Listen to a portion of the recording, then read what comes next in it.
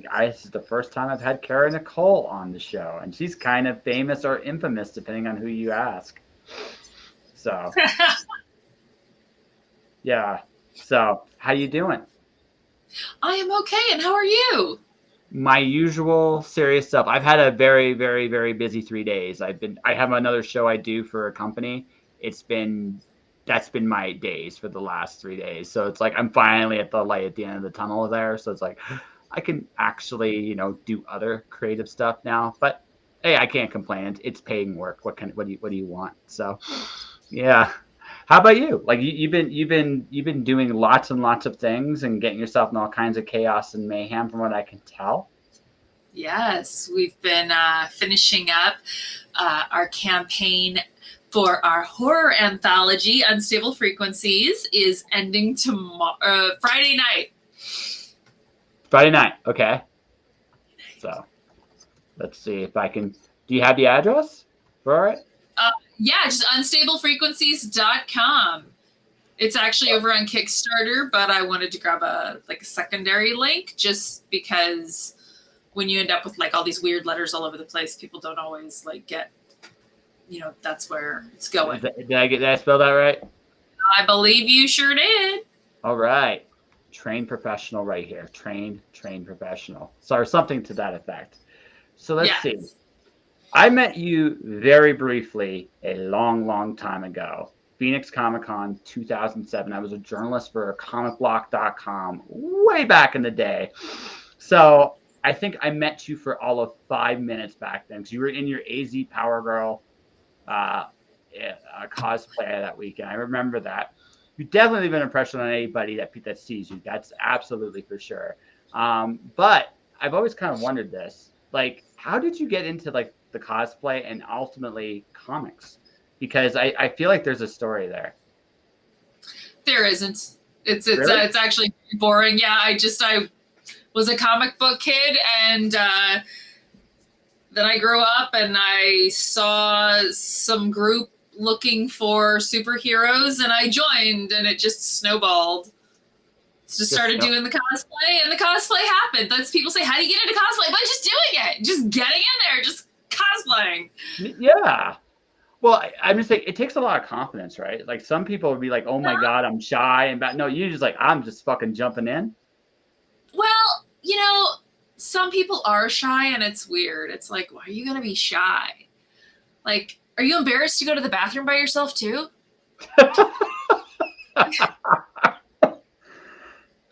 Oh my God. No fear in you at all, huh? Except for fear of clowns. You fear clowns? I can understand that.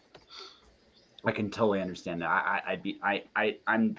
Well, no, fear got pretty much beaten out of me. Actually, a couple of years after I met you, I pretty much lost most of my fear, and now nothing much scares me. Not even clowns. Not even clowns. You kind of have your own brush for your own mortality after that. Not much in this life phases you anymore. It's like meh. Let's just live while you're here. Every terrible thing. This might sound nihilistic when you first hear it. It's like every terrible thing that you can imagine happen to you could happen to you. But if you accept that, there really isn't much in this life that really. Sure. There you go.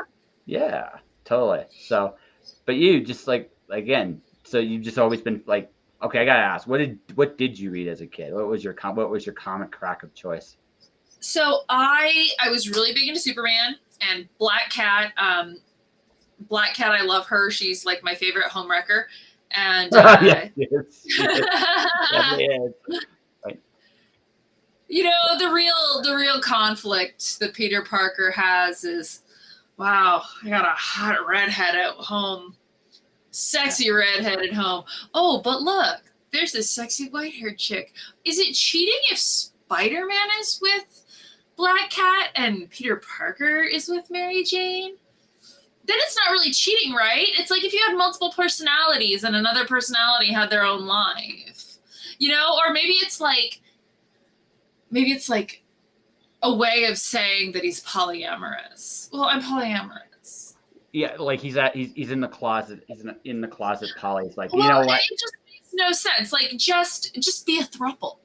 Yeah. Like, make that tricycle happen. Yes. Maybe. Hey, listen. Maybe he's just not. Maybe he's not bold enough to ask that question. It is like it's like sometimes you just got to go for that kind of thing. But you got right. But the thing is I'm that like, that I doesn't. like this. Yeah. How are these women? How are these hot chicks finding that attractive anyway? Look. Well, maybe it's the web fluid. Like just fight. Like that's that. It might just be the. Yeah. That's yeah. The thing about Black Cat I always found interesting is she had no interest in him as a man. She was like he was in some ways her That's perfect because man. she has interest in him as a spider. That's right. It's so into the arachne. I just thought like for her it's interesting. He was a fantasy for her.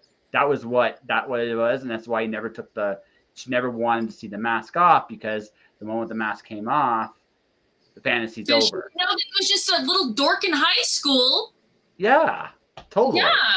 Yeah, that's a fantasy for her. She'll know I'm 12. Yeah. It's like, oh my god, he's a fucking nerd. Fucking and then fantasy's just crushed forever. But with the mask, he can be whatever she imagines him to be. Right? You know what he is underneath that mask? Chuck E. Cheese. Possibly. You know, that explains why he's rich. Do you ever see like Twisted Toy Fair Spider-Man? He's such a perfect dick. Like absolute perfect dick. Right? He's rich and obnoxious and he just does not care and he knows it. Right? That if Peter Parker was Chuck E. Cheese, that's who'd beat the Twisted Toy Fair, Spider-Man. Because I think serving kids like that would just warp your brain after a long time. Just would say like, fuck this. Right? I'm just gonna be twisted from here on in. Is that your origin story? Did little kids torment you just lose and be twisted the whole way, or you just became Well, I used the joke as a segue because my origin story is that I actually was bitten by a radioactive Chuck E. Cheese. Radioactive Chuck E. Cheese, fantastic. Yes, this radioactive Chuck E. Cheese had very large breasts. I see, and that's how you got your very large breasts with the radioactive bite. Exactly. Okay, got you. Okay, I'm just making sure I'm going with you here because that's the I want to understand the ups and downs of that so that I know what I'm doing. But I that way I can do like I get it. So radioactive Chuck E. Cheese. So yes. Are you one? So did other than big breasts, did it make you like a zombie or a clone or one of the Chuck E. Cheese army? That is absolutely ridiculous. I don't know where you people get these ideas. Because there's a cult of you. And you have this show, and you have this like shop, and people play with stuff and eat your pizza, and you black out, and then you wake up in some weird. They used to have pizza. They used to have pizza. I think I could have swore they did. I said, don't touch my pizza. I'm sorry. I won't touch your pizza. I will cut you. You could cut me. I'm in Canada. It's hard to cut me from here. It's also hard to steal your pizza from here. So it's got so it is a double challenge. If I can figure out how to steal your pizza from Arizona, because that's where you are, right? So you're in Arizona. I'm in Alberta, and so it's like it would be a challenge. But if somebody could figure out how to cut me from a distance, it would be you. It would be me. It would be. It's like challenge accepted. And you just would think about it, and next thing I know, there's this blade would coming through the computer. Right, like T1000 style, like the from the old Terminator 2. That because that would totally work, right? That would be the way to do it, right? So you hide and watch. Yes. I will sleep with one eye open for the rest of my life, just for you. That there's just because you might cut me just randomly. Cara Nicole, digital cutter, or I don't know what the fuck. So let's see. You do. So is this your? Actually, I should ask this because I know you've been in the community a long time. Is this your first like written project for comics, or have you been dabbling with that for a while? No, actually, I've been working in comics for quite a few years, doing different things between outside of cosplay and working for the companies in that regard, doing modeling. I do a ton of covers for books, particularly indie books. I've got so many covers. And I also we put out Fire Bitch, which was, you know, a pretty big hit. We have 2 issues out so far, and the next issue will be on Kickstarter around May. So, but yeah, Fire Bitch is, you know, we've been putting out Fire Bitch for a few years now. And then I put out a book called Nicest in 2012 that is a cowgirl type of story, and that will be launching this year as well. We're going to put that out as a real book. Originally, when I put it out, it was just kind of like a fun little ash can thing I was doing with a friend of mine. And so now we're going to actually make it a you're going up. It's graduating to real book. It's a real book now. It's real book, yeah. Well, Unstable Frequencies is actually 4 horror stories in one anthology. And with Fire Bitch, Alfred Trujillo does the lines, I do the colors, we write it together. We have the lettering bear as our letterer. He does a lot with DC, Marvel, that sort of thing. Jensen Luke Speminanto is our inker. Love working with him. He's fantastic. We actually kept him on for Unstable Frequencies. So Fire Bitch is a longer book. It's over 30 pages, you know, usually around 36 or so. And that is our main book about a girl who is accidentally tossed across the galaxy and landed on an alien planet that is under attack, and they need her to use her newfound superpowers, her fire powers, her flight, and her super strength and all that to help save them from the other aliens that are trying to take them down. Sounds kind of fun. Kind of I get like a little bit of Vampirella homage there, right? Get a little, no, not even a little bit, because the origin story almost feels kind of similar. But I mean, in Fire Bitch, she's actually a social media influencer. That's fantastic. She's a social media influencer, completely self-centered, who ends up in this situation. And she's just very selfish, and she just doesn't give a shit. And she cares about herself and her selfies, and she still has her phone, so she's still posting online. She can communicate kind of with Earth through her phone with social media and that sort of thing. And her big concern is that they're trying to cancel her online.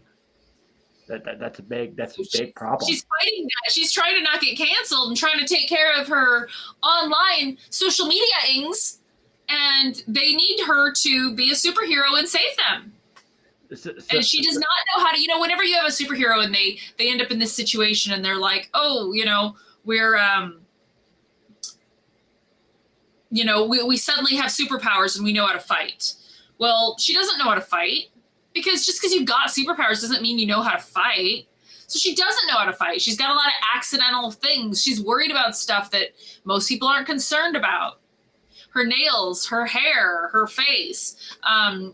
You know, she needs a superhero outfit. So we threw in like a little montage where she's picking an outfit. Like, it's really a big fun. Fire Bitch is a comedy, a superhero comedy, whereas Unstable Frequencies is classic horror. It's horror. So we've got 4 stories in there, and we have our hostess, which is, she's like our crypt keeper. Oh, nice.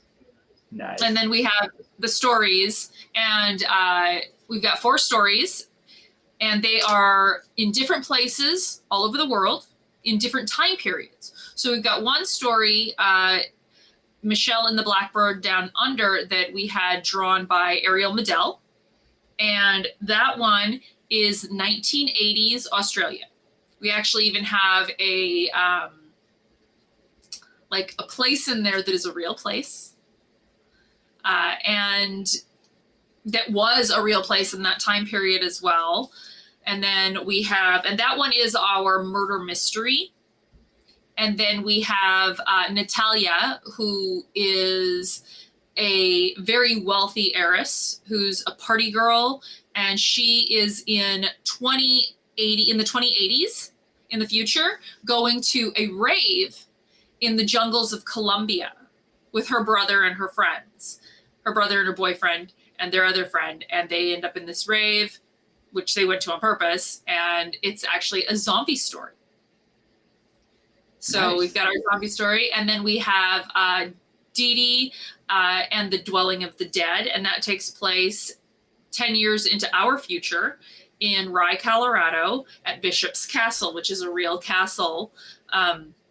There was a guy in the 60s who was just bought some land in the middle of nowhere and just picked up a rock and said, I'm going to build a castle, and just started stacking rocks. And it is a cool looking castle. It's real and it's there. And that is our ghost story. It's the story of a death doula, which is funny. I heard that there was actually just an article the other day about death doulas. Most people don't know what they are. I have a friend who's a psychic, and she gave me this idea for this story. And the character is loosely based on her work, not her personal life, but her work. Mm-hmm. And then we have Ruth, which is the story of a girl in upstate New York in the early 1900s. And she is in an insane asylum.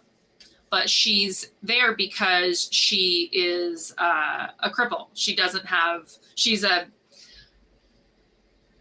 I don't want to say, she's essentially an amputee. She has no legs. And being a young lady in that time period, that's kind of what they did to those people. So that's a sanitarium story.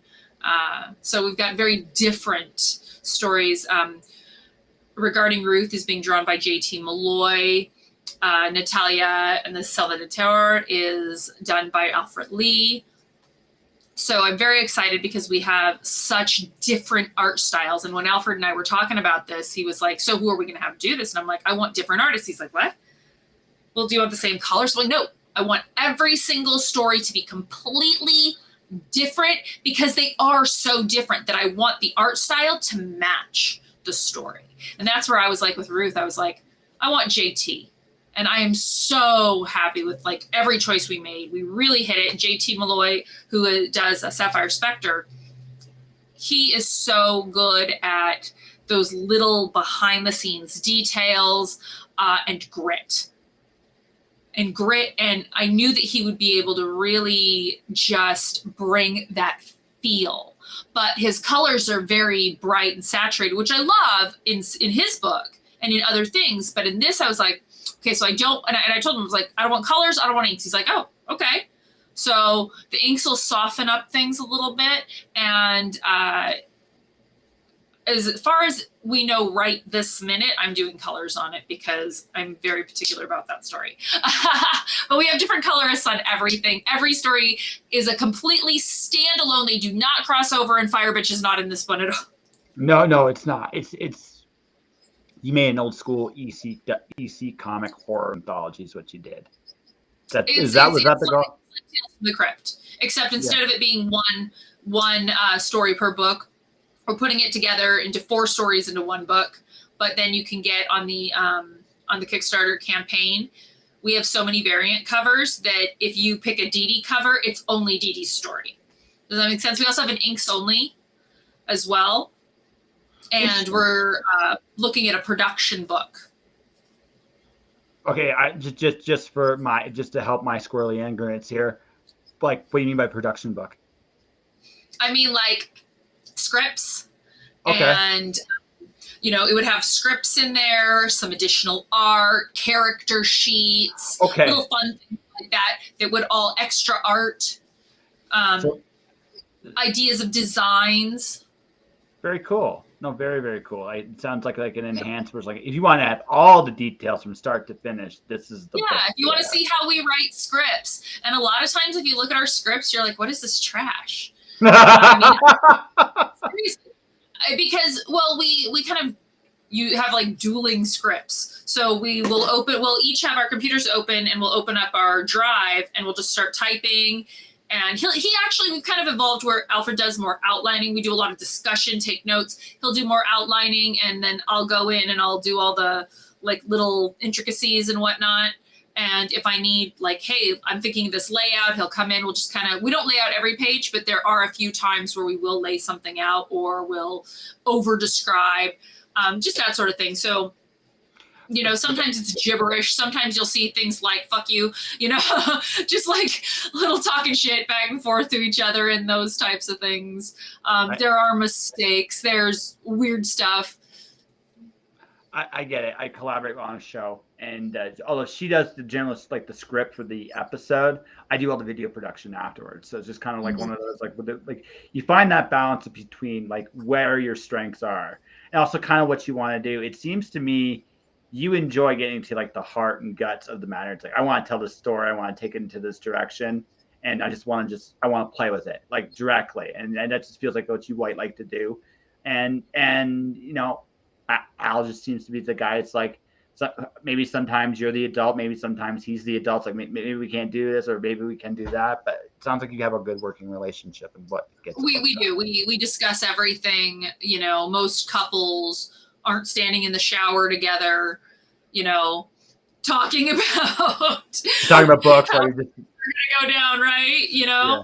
It's not like you have, let's go sit down and have our work talk. You know, it's just all the time, constantly. That's a great thing too, because you finding somebody as passionate as you are, that's a hard thing to do, especially if you're really into the creative world. It's like, it's from an outside point looking in, it's like, why are you guys this crazy? But no, he's right with you. It's like he's doing the same thing with you the whole time. That's a great partnership to have. That's a great partnership to have. Yeah. So, let's see here. Okay, we're gonna briefly. I'm just a comparison between Fire Bitch and your current stuff. What was harder for you to write, comedy or horror? Well, they were done at different times, and I do stand-up comedy regularly. So I don't know. You know, that's a question that no one's ever asked me. Because of somebody. It depends, because the ideas are one thing, but then the details, the jokes, it's a very different mindset.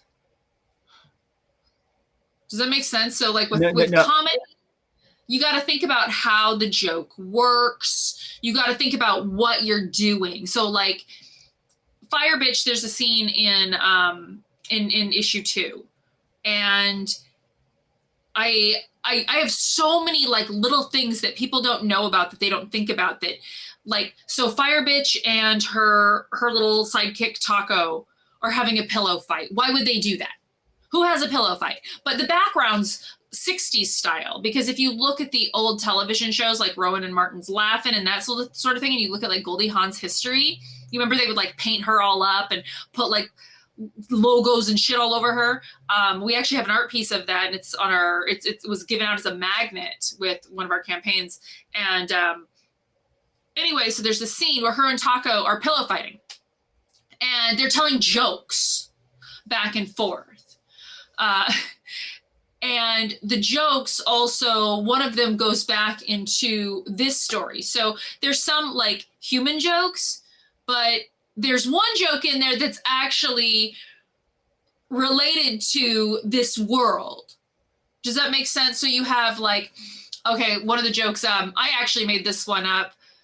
What do you call a group of cosplayers in quarantine? A thought bubble. Okay, that's good. That's good. That's good. So like that's the joke that I made up, and a few that I kind of like.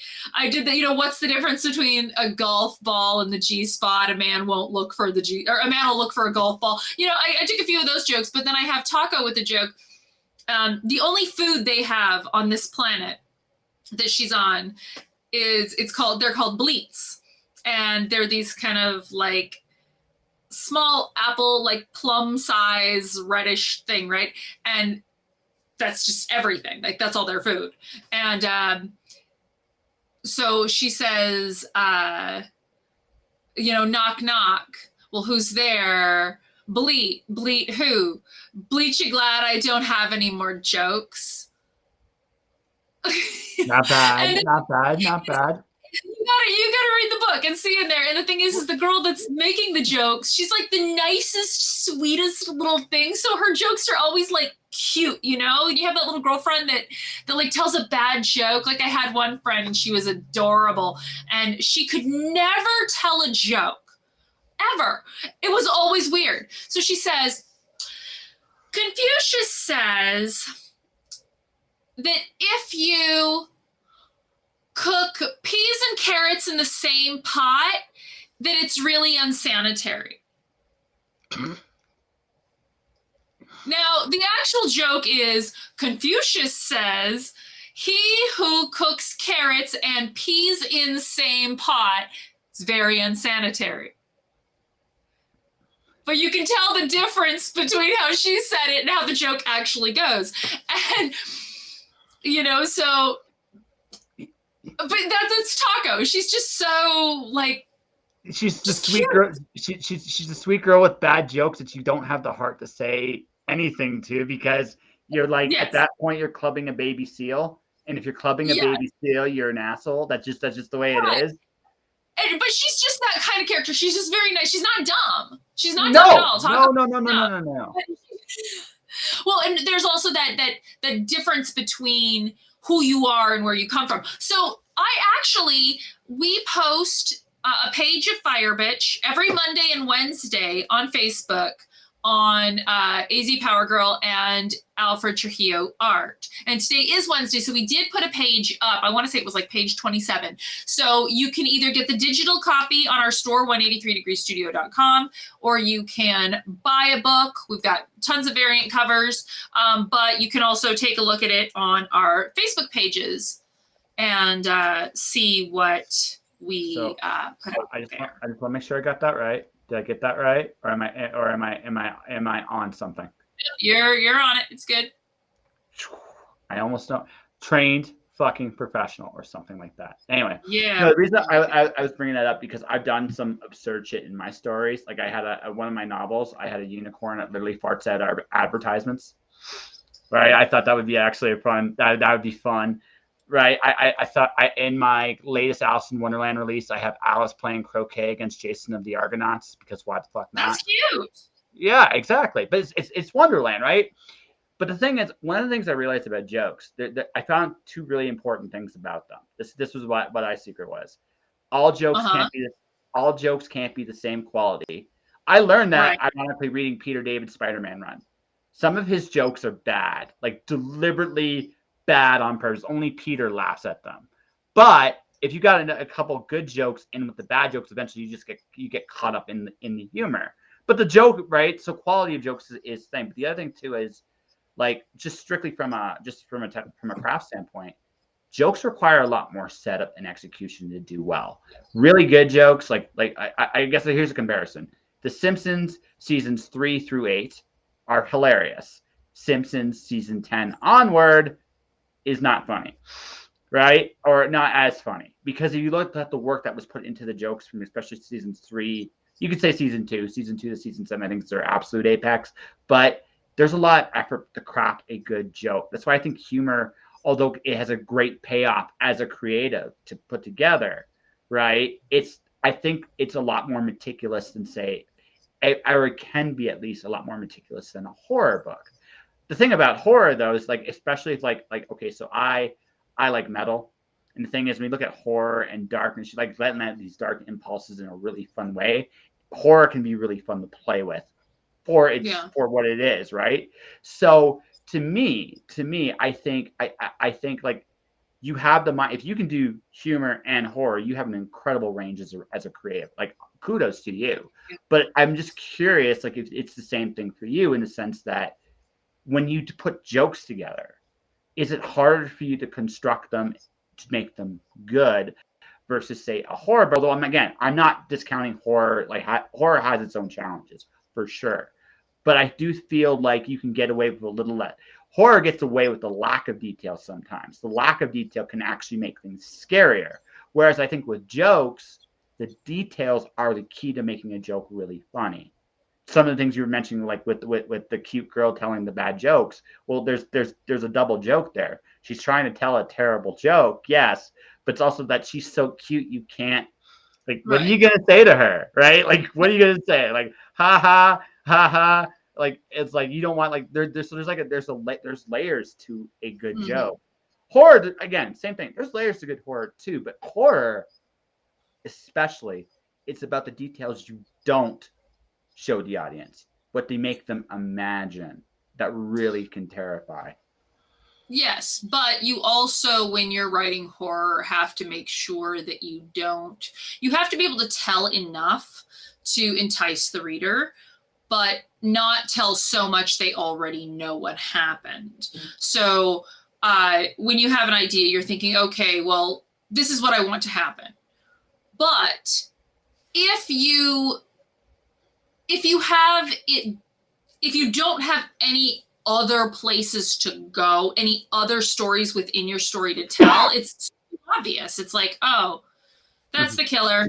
Okay, what's horrible about that? And then a lot of people will try to cover up poor writing or lack of interesting ideas with gore. Mm-hmm. Gore for the sake of gore is bore. Not if you got me joking, but Yeah. curious, man. Yeah. I just blame my Canadianness for not getting the joke. So you're too nice to get the joke, don't you know? Yes, that little too nice most of the time. I'm just American enough to be an asshole when I have to be, but for most of the time, I try to be nice, and sometimes so the jokes are just a little above my head. That's okay. Little Canadian, I'm a little slow, or something like that. Anyways. Oh. So yeah, you have to make sure that you have enough going on to keep the reader engaged, keep it scary. You're right. You want to keep some of it in their mind. You don't want to overtell because then you have nothing left to work with. You have nothing to keep the reader going.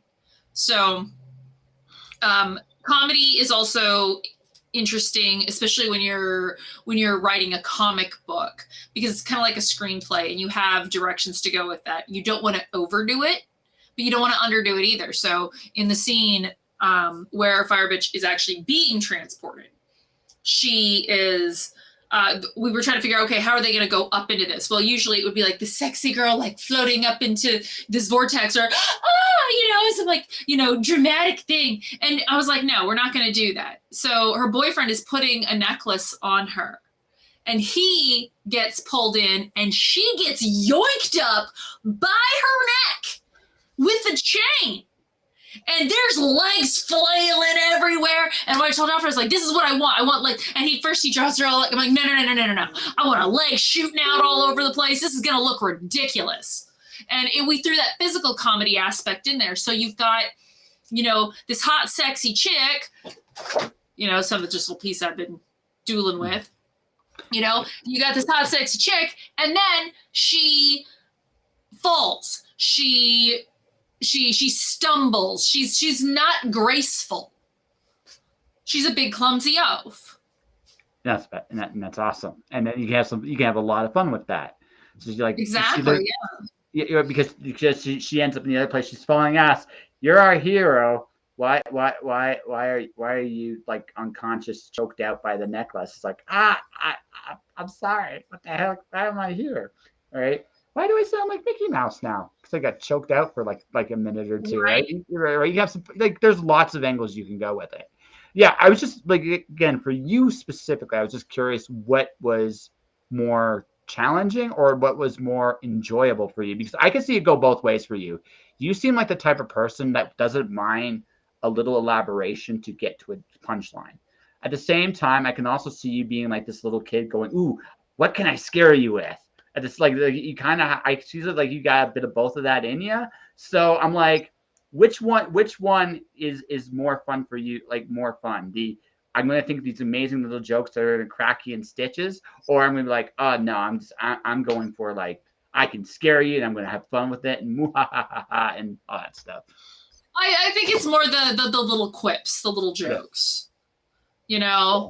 How many times can I say snatchitals and people think it's funny? Yeah.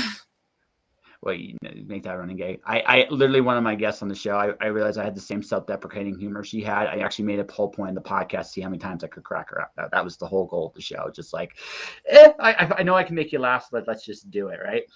But like, it's powerful to make someone laugh, but it's also powerful to scare someone too, right? And so I guess I'll ask this. So why horror? Like, you did this really comedic book. Was it like to challenge yourself? Was it to like It was just the ideas took me in that direction. Yeah. So the ideas, it was like I had an idea, and you know, sometimes I see something. Alfred was doodling. He drew this character, and you know, we started playing with ideas with her, and it was like I started going into all this weird alien stuff. He's like, well, okay, we're going there, and you know, we both have ideas. So we've got two of us. I'm a huge horror fan and a huge comedy fan, so it just makes sense that I'm going to go into. Oh yeah. Areas, yeah. So what's your horror and comedy of choice that you enjoy? I love the Saw series. Okay. As much as I don't like gore, I watch Saw like this. That's how I watch it. My eyes covered by my hands, you know, crouching off to the side, afraid to go to the bathroom by myself for 3 days, you know, in fear of being changed to a toilet.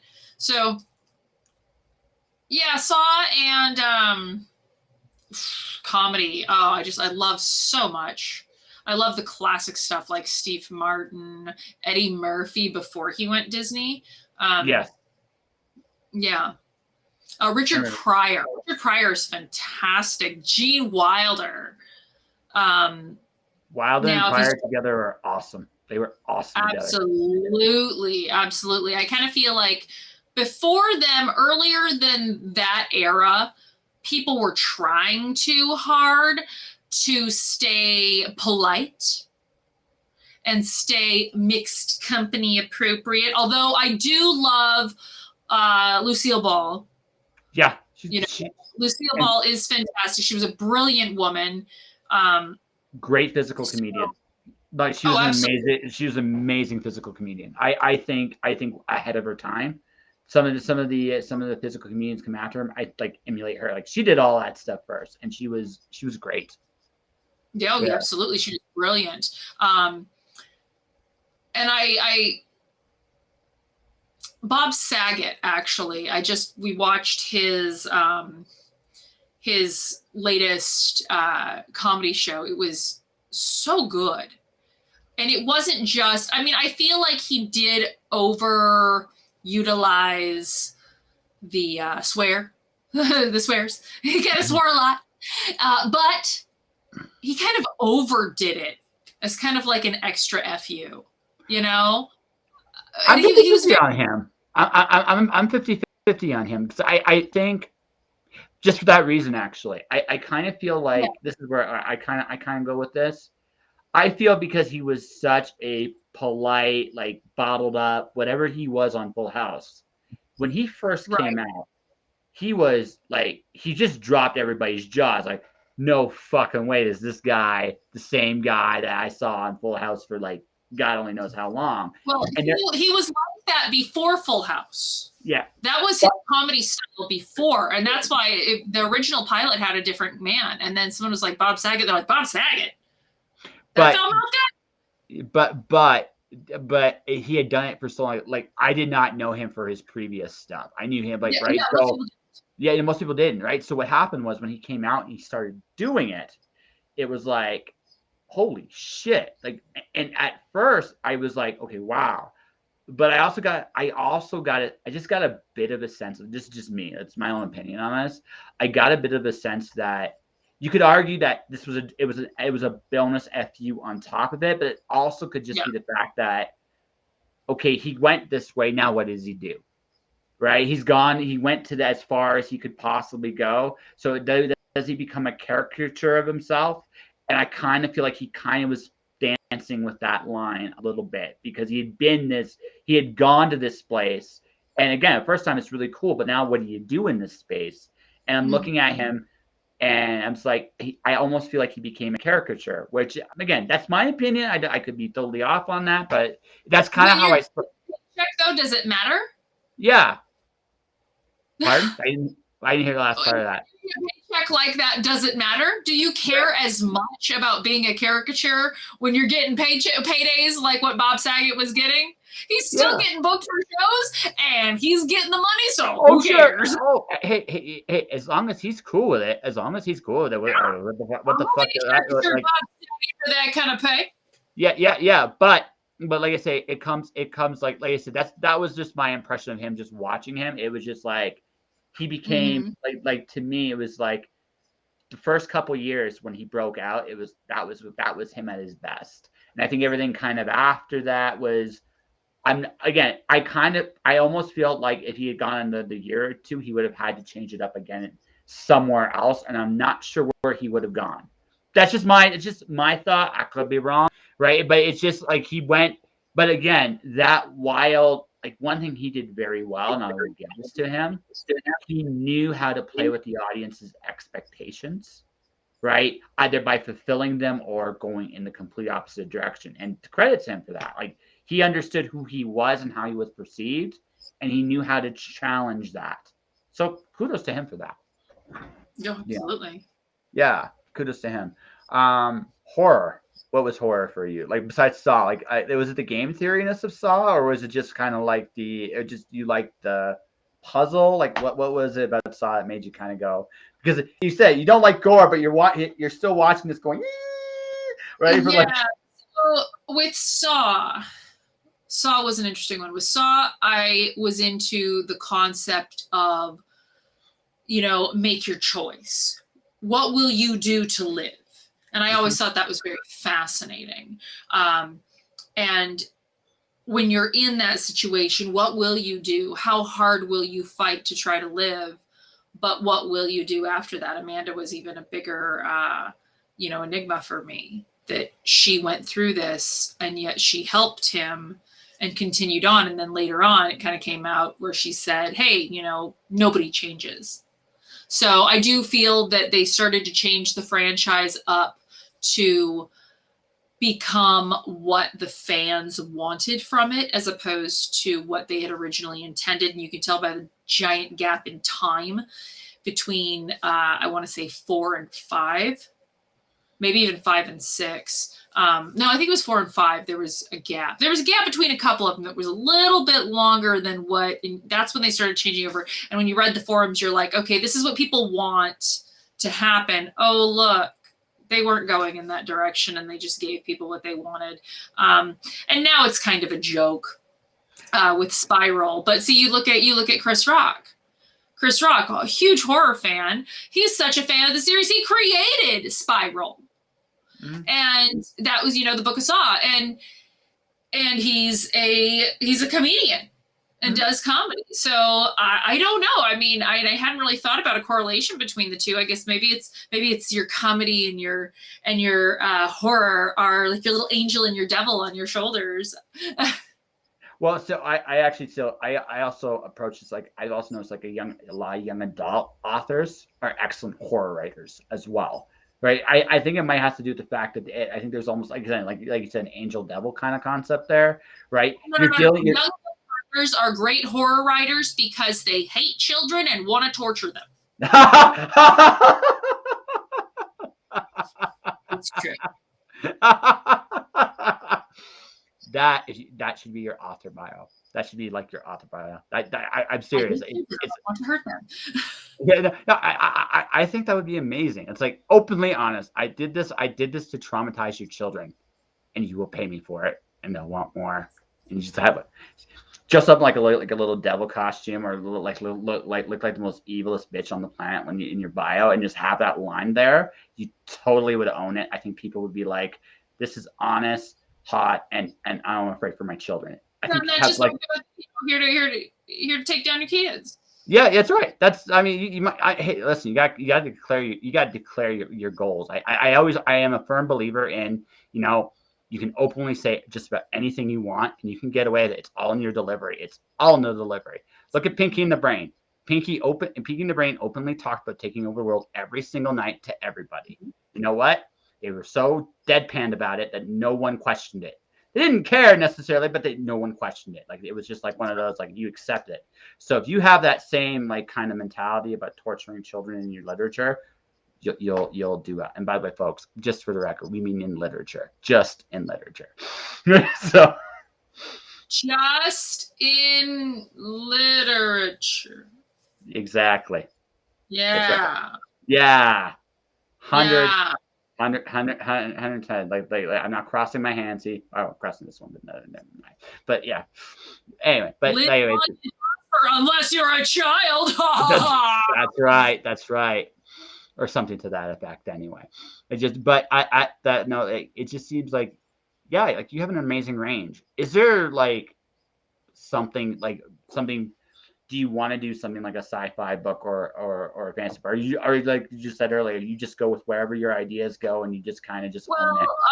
Well, I mentioned Nicest is a cowgirl story. So yeah, it's that could be a western though. That could be a western. Yeah. So you're doing westerns and you're doing so there might be. Cyborg 183 is a futuristic sci-fi cyborg story. So, you got a lot going on. Yeah. And then more Fire Witch. And then I always do a cosplay project. I do my calendar, but I always do a cosplay project as well. And one of the things that I did was called Confessions of a Cosplay Diva. And it is a confessional where I talk all about what it's like to be behind the scenes as a full-time professional cosplayer. I'm sure there's some stories there. There are. Yeah. Some good. So, actually, you know what? Fun cosplay story. What was the nicest thing a fan of your cosplay has ever done for you? The nicest thing. Wow, there's so many amazing, wonderful people. I don't even know. I've had people do everything from make me costumes to. There is a man who I really dig, and I call him Mr. Pajamas. Because he goes by PJ, and so I call him Mr. Pajamas. And he is in a wheelchair, and he is missing his legs, and he is missing one of his arms, and he's in his 50s, and his caregiver is also his girlfriend, and she's this cute, like adorable woman in her 20s, and she's super nice. And this man, his sister made me a shawl. Because they're Cherokee and they do a lot of that. And she made me this amazing shawl. And these people brought me vegan like scones and muffins at a con. And I'm just like, wow. Aww. You know, I have such an amazing, wonderful like fan base. That's just like an example of a person, one of the people. So every Tuesday night I do movie night. So I've got this group through my Patreon. It's like a membership thing, but we have our own Discord and everything. And every Tuesday night, everyone's invited to come in and watch movies. And we watch movies and we talk about them. Sometimes we talk crap about them. Sometimes we talk good about them. It just depends on the movie. We talk to each other. And I started this during COVID because we weren't doing conventions. And I thought it'd be a good way to get to meet with people kind of and hang out with everybody. And it turned into just this amazing support group and it's the same people that come pretty much every week. And we talk about what's going on in our lives and everybody helps each other out and gives each other advice. We share good news like, oh, I'm going to be a grandpa. Oh, I just got this audition. You know, just everyone from different walks of life in different parts of the country, just getting together to just be supportive of each other. And it started out as just hanging out, goofing off, but really became such an amazing group of people who care about each other. And it's like, oh yeah, I'm in that city. And then people are meeting each other and then meeting me at cons. And it was just this amazing, amazing thing that happened. So to choose just the nicest thing, there's so many of them, but I would have to say that, you know, and everyone's invited to join, you know, and it's just wonderful to see how incredibly supportive people these people are of not just me, but of each other now.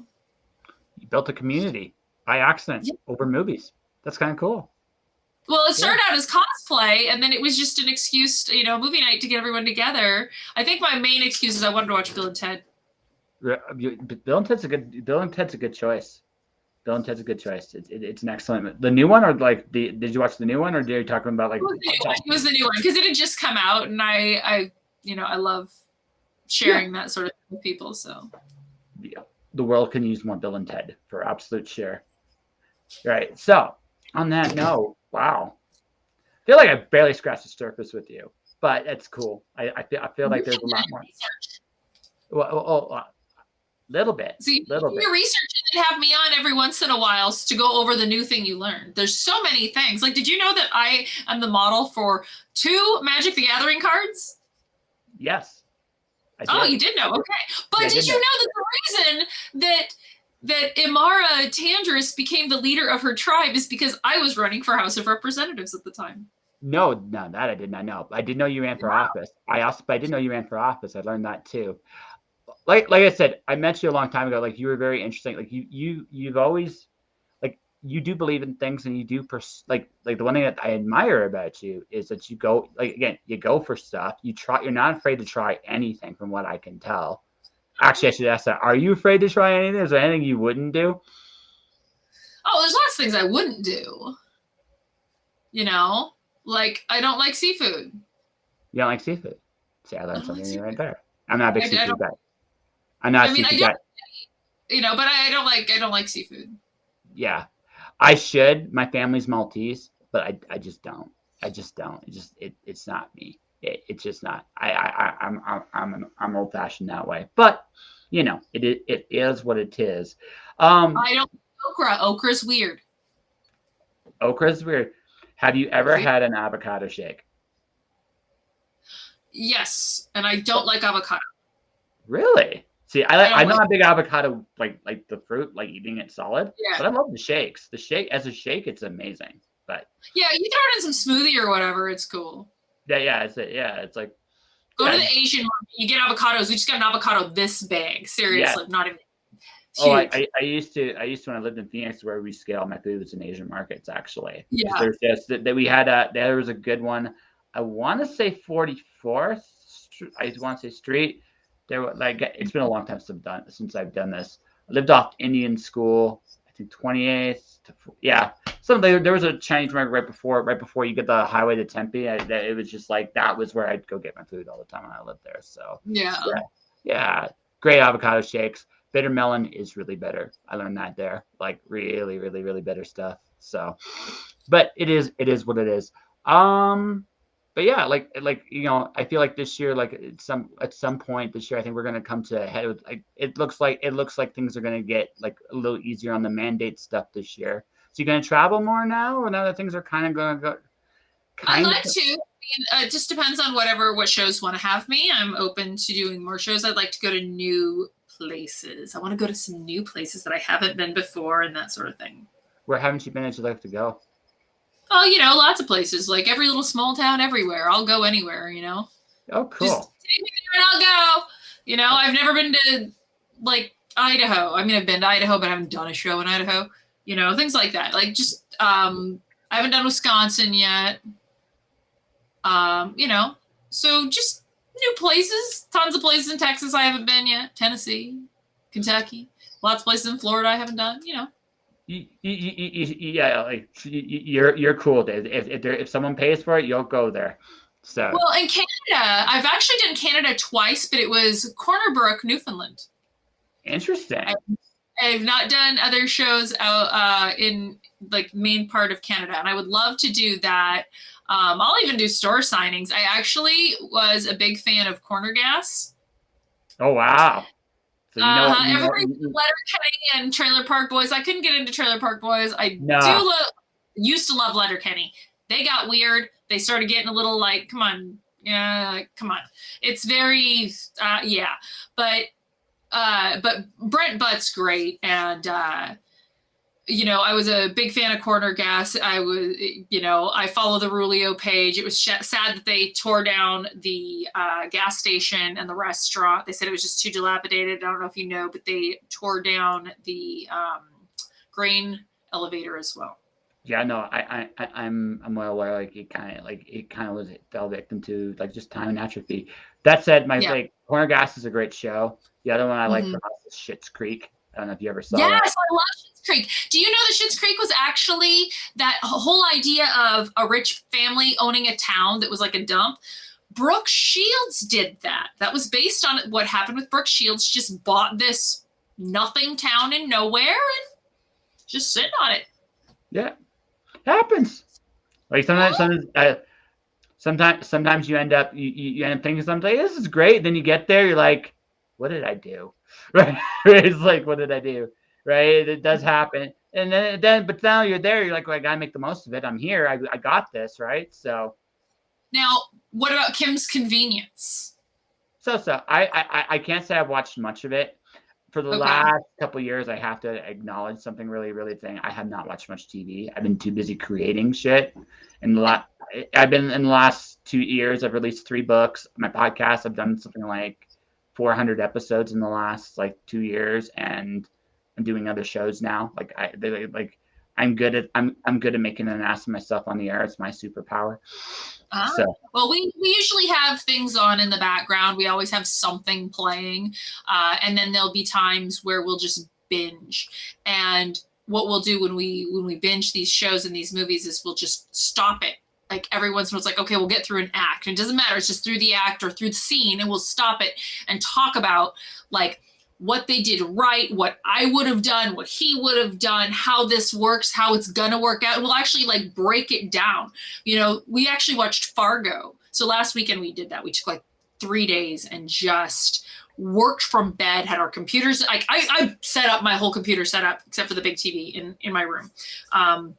And he works from an iPad too, because he can draw. And we just like watched like Fargo. And I was like, wow, what was this movie about? Why did anybody like this movie? But I went through, the scenes and did they work and what happened? And it was very interesting. And I'm still trying to figure out that one because it does have its cult following hook, but it's not like The Room or anything. Like The Room, yeah, total cult following. That is a disaster. But Fargo, interesting because it was one of those movies that people would take seriously. And then I love going over time frames, time periods, older movies, newer movies, what was acceptable then. You look at Short Circuit 2 with Fisher Stevens playing an Indian, that would never fly today. No, like, or Genghis Khan as John Wayne, like that never would work in a million years. The Sinbad series. Yeah. Every one of the Arabs is painted and blue eyes. Yeah, no. So there's that aspect. For me, I had a buddy. He was a director, and so we were thinking about doing a movie together. I've done a couple of little things in film, but one of the things he taught me was very important was the language of cinema. And he compared an old movie to a new movie, and horror is actually one of the best examples of the language of cinema working. When it works great, it's fantastic. That's what Hitchcock was really good at. That, like, forget Psycho, like some of his other stuff, like The Birds and some of the other stuff, he set up stuff so very well. And when you look at a modern movie, right? Now, again, there are some modern movies that I think they do some really bold things, but the language of cinema isn't always there. It's not something that's thought about the same way. Part of that is nature that the audience has changed a little bit. That is somewhat true. But I also just think that what's happened is those quiet rules of how film works, they still work. You go to a low budget films that are really good. They follow those rules really well, and you can make some great stuff. But if you look at even blockbuster movies, they don't play by the rules of cinema, right? But in fairness to them today, sometimes it's also the goal of the movie. Some movies don't give a rat's ass about telling an amazing story. Some just care about having fun. When I go watch The Avengers, I'm not there necessarily for the greatest story ever. I'm there just because I'm seeing my favorite toys fight. That's what The Avengers is when you ultimately break it all down, right? But but every movie has the reasons for, like, good movies have the reasons why they work very well, and the older Right. ones stand up on their own, I think, because again, those unwritten rules, or those rules of how cameras work, eyes work, they care about that a lot more than they do today. I think that's what the older ones do better. But I think what the newer one, I think in terms of pacing, in terms of dialogue, I think newer movies, the really good ones, are smarter. That's my 2 cents. Name one recently. What? No, Name recently the most recent movie that I thought was a smart script was The Dark Knight, which was 2008. I know it's old. That's like so old. We're in 2022. I know. So old. I know, because I stopped being cool, but like I said, since pandemic, I haven't watched much. The last movie I saw in cinema, Pandemic started 2 years ago. It was 2008. 32 years ago, yeah, 3 decades ago. But I mean, but it's closer. It is modern age. It is the modern age, right? Kind of, sorta. If you look at like movies last 2 years, I can't tell you because I haven't seen any. Prior to that, again, I can't talk. Like the movie I watched, here's my terrible confession. The last movie I saw before the pandemic started in theaters was Rise of the Skywalker, which is not a great movie. It's not. It's just, it's not. It's yeah, that first hour I'll never get back. I will still maintain it's better than Attack of the Clones.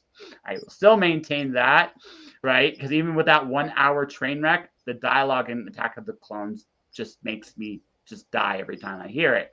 But like, that was the last movie. Prior to that, the last really good movie I saw that didn't could stand on its own. I have to think about that. But yeah, but it's been, but in all fairness, but yeah, no, in all like I said, I can't talk about the last 2 years because I haven't seen anything in the last 2 years. I haven't tried. I haven't looked. Seen anything in the past 10 years, bro. Well, no, I still realized that Skywalker, that was old. That again, I didn't say it was good. I have seen movies, but movies that really stand like what I would call really great ones. I probably haven't watched like a really good one since, I'd say, yeah, probably was the last really good one. I've seen like a couple like indie stuff, like Disappearance of Alice Creed, and it's like, if you're talking like indie stuff, I've seen some stuff that way, and some of that's really good, but it's not like big name stuff. So you're writing something down or something over there? You're taking notes, yeah. You're taking notes, making fun of me? No, it's all good. Just taking notes. Out of touch. So yeah, no. No, but like, in all fairness, I told him like in terms of like a great movie, I've seen anything great in the last 2 years. No, I haven't seen anything. And I've seen movies prior to the pandemic, but I would go to the movie theater like once every 2-3 years. Like, I've been creative for a long time, so I've stopped paying attention to a lot of the other. I have a choice. Do I play video games? Do I read books? Or do I watch television? And for me, I recognize, for me, here is my line: Netflix, Kill la Kill, the anime Kill la Kill. I ended up binge watching the damn thing with a friend in one night. I just realized that I cannot do Netflix. I'm one of those people that just goes all in, right? That's why I'm tempted to see The Wheel of Time right now, but I'm tempted to, but I'm afraid to, because if I do that, I might just disappear for a weekend because I just cannot help myself, right? I don't have the impulse control to turn the Netflix button off or the Amazon Prime button off. I don't have it, and I know it, so I stay away from it. I have to balance my creative time with my like fun time, and I found that television for me was the thing that like I still will see movies, I still will go see stuff, but I won't see, I now at this point I don't see like big names. I'll see stuff my friends are making. I'll see stuff like because that interests me, because I'm cool that my friends are doing so many things.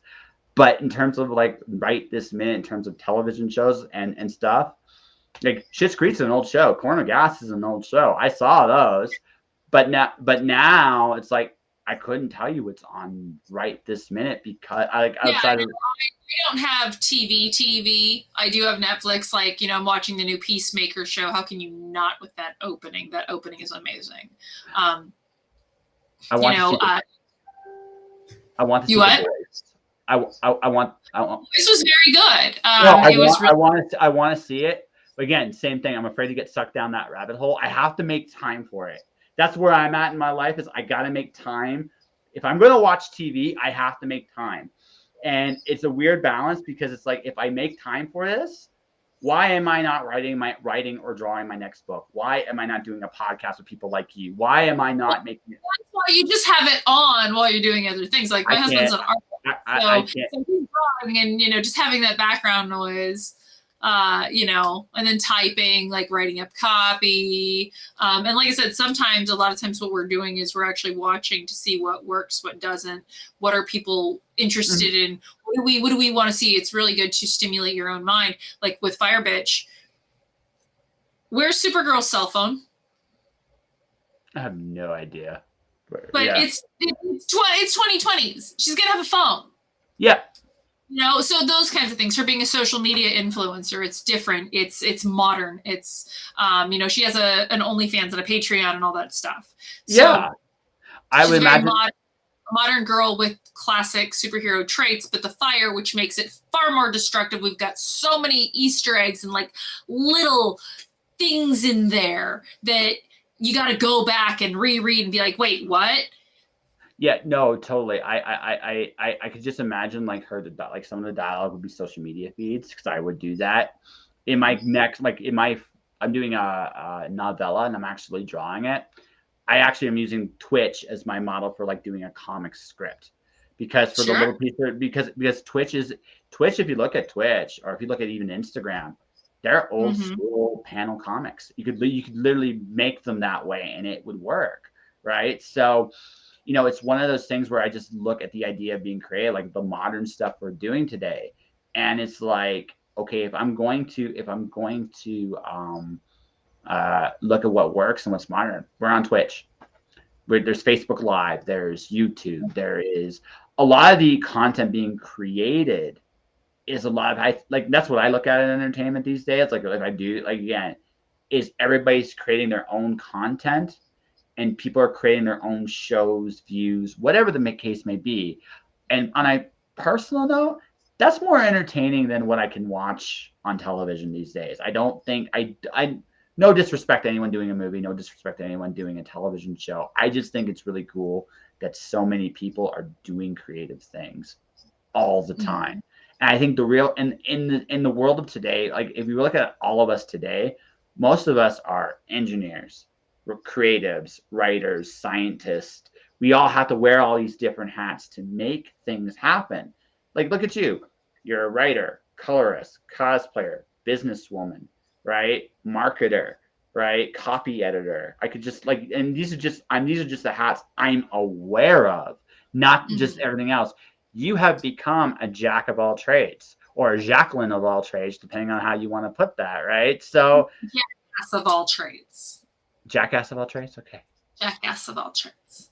I like that. That also could be in the bio. Jackass of all trades wants to hurt your children, traumatize your children. Yeah, I think we got a good bio for you just with those 2 lines, or even a good business card. I don't know, right? But maybe not a business card. That could be taken very weird. Someone could go to the police. Are you sure she's okay? And it's like, but no. But like that's this thing. Like I think it's amazing today that I think the most entertaining thing about today is I can look at people, and almost everybody I know is doing something creative, tech. There's a savviness. There's a savviness in the tools we have today and what we can do with them, and I just think that's more interesting today than a lot of the older content. And then maybe it's just me being completely and totally out of touch. I acknowledge it. I am not cool. I'm okay with that. I'm okay with that. But it's just like I'm creating my own stuff. I'm not the only one doing that. You are. Alfred this. Everybody is. And I just feel like in one sense, I'm shocked. I get why movies are still a big thing. I actually understand that to some degree, but I'm shocked television is at all, like in one real sense, just because again, I can find it's really creative stuff on YouTube or somewhere else, right? That's just me. I mean, maybe I'm on something or on something. You'll let you decide that. and again, saying all that, there's nothing wrong with people enjoying a good television show. I'm not criticizing. I still watch some stuff when I have time, once in a blue moon, when the stars align. I'll just like, hey, I'll watch. I'm still watching. I admit this. I'm a complete dork. I'm still watching Fairy Tale, the anime. That is totally what I'm still trying to get through, and I'm hoping to finish getting through it this year so I can finally get to Steins Gate, because I started watching that and that was a smart show. So again, I totally admit I'm uncool. I'm good with it.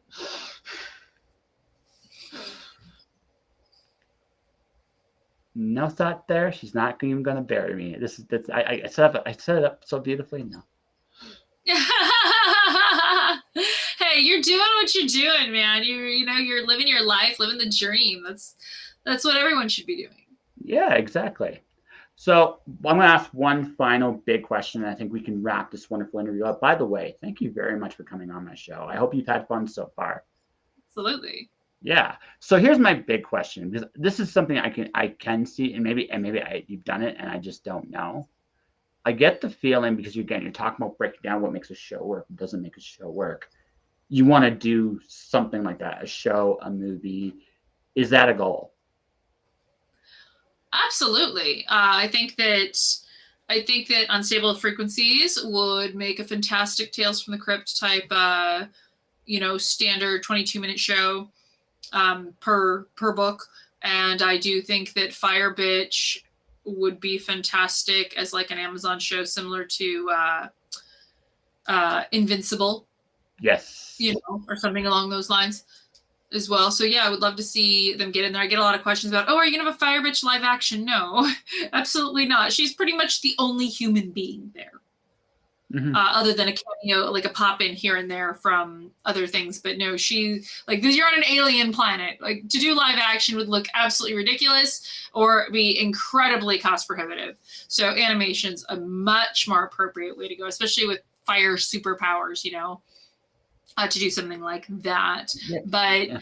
I mean, we do our story arcs in threes. So you have 3 oversized books. That's your story arc.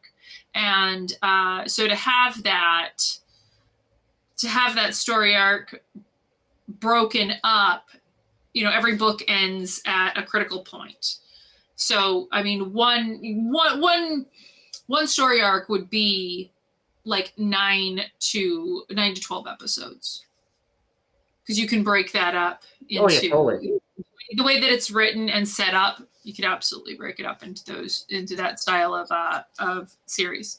So would you want to direct an episode?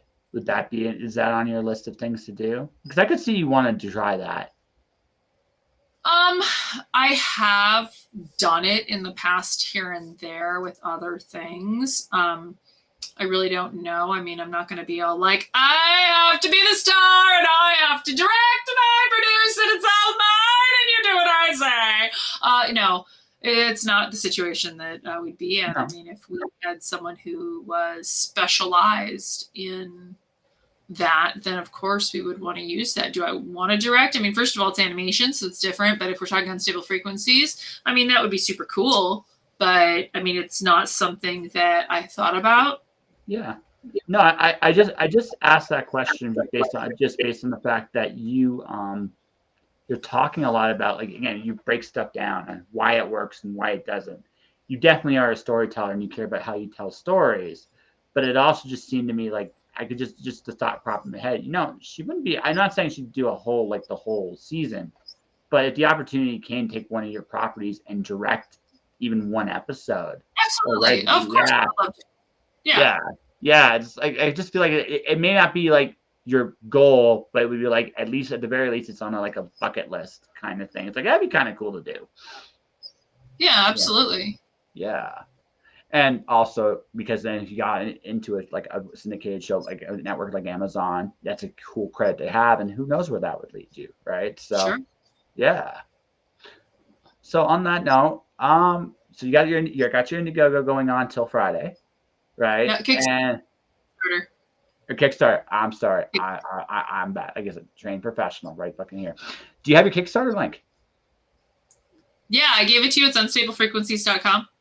Oh, no, no, no, oh, it's just there. It just goes straight to your Kickstarter. So I suppose that Uh-huh. there Yeah, again. Yeah. I do it like that so that if we roll it over to Indiegogo, when we roll it over to its own website, then it all stays the same. So if you see an old link, it's still a usable link. No problem. So, is there anything else you'd like people to know, like how to find you, how to contact you in any way, shape, or form Yes, beyond you the can find me as AZ Power Girl everywhere. Like the letter A, the letter Z, and then Power Girl, one word. That's Uh, everything. That's everything. Twitter, Instagram. Yeah. yeah, except for YouTube, that's the AZ Power Girl. But if you look up AZ Power Girl, you're gonna find it. Okay. So, everybody, go. Just look her up. Go on Twitter. Go on Instagram. Go on all these cool places. And you mentioned your Patreon, or is that on Unstable Frequencies too? No, it's on my Patreon is AZ Power Girl. Okay. So we'll do that real quick too. So, and then we'll wrap this show up. Did I get that right? Yep, you sure did. All right. So if you guys want to support Carrie, you want to join her movie night, you want to talk to her about movies and join that. That sounds like an incredibly amazing community. Go check that out. Go on our Patreon right now and go on one of her tiers and maybe get some really cool stuff and get a chance to interact with her. As you can see in the over the Patreon is where we have movie night. So come on in, join the group. Yeah. What's the next movie you guys gonna do? Do you know? No. It was Sinbad and the golden something about Sinbad. Something about Sinbad? But it something was about Sinbad. Okay. It was the one with Carolyn Monroe. It was an older movie, but we watched everything. Before that, we watched The Emperor. We watched Hercules, and we've watched Bill and Ted, and we've watched Planes, Trains, and Automobiles, and we've watched things from all different time periods. So yeah, we have a good time, and definitely. It's a real fun group. So yeah, go join the group. I sound like I should join the group. I can maybe finally watch a movie in the modern era and finally be cool. It's possible. Possible. It's possible. Well, ladies and gentlemen, definitely go check it. No, go definitely check out Cara's stuff. This is my latest book. It's Alice. It's called Alice 1. It's Alice in Wonderland is Greek mythology. Alice is Pandora. She chases the Queen of Hearts over the edge of the world and ends up in the Greek underworld. There, she plays Jason and the Argonauts, a game of croquet that attempt to flee. But in that place, Alice and company encounter gods, monsters, and perhaps the most terrifying thing themselves is themselves. Bleh, I almost got that right. Written by me, illustrated by Kenzie Carr. It's out now. Go definitely check it out. You want to support this channel? I'm sponsored by Mirror World Publishing. They are doing a anthology right now called Far, Far Away. If you go to Mirror World Publishing and put in the code Joshin, you get 20% off of said anthology. So definitely go check out mirrorworldpublishing.com right now. Click the like and follow for this channel if you like what you see here or on my YouTube. It's a little bit behind what's on this channel, but not that behind. I want to thank Cara very, very much for coming on the show and putting up with me for over an hour. Tomorrow, my guest is the metal band Amoth. It'll be at noon It'll be at noon Pacific time because they're in Finland, so it's going to be a little bit of an early show, but it'll be fun. So anyway, guys, thanks for watching. Thanks for listening. However you watch or listen to this show, stay inspired, keep shining in the dark, and I'll see you guys tomorrow.